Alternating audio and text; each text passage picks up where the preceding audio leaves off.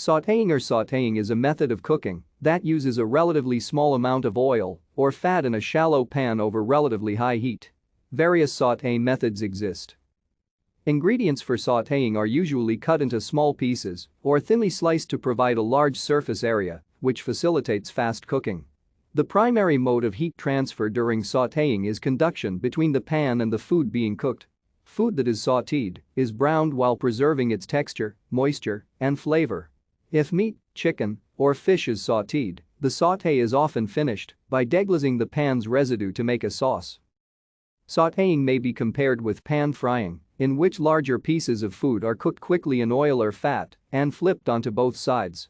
Some cooks make a distinction between the two based on the depth of the oil used, while others use the terms interchangeably.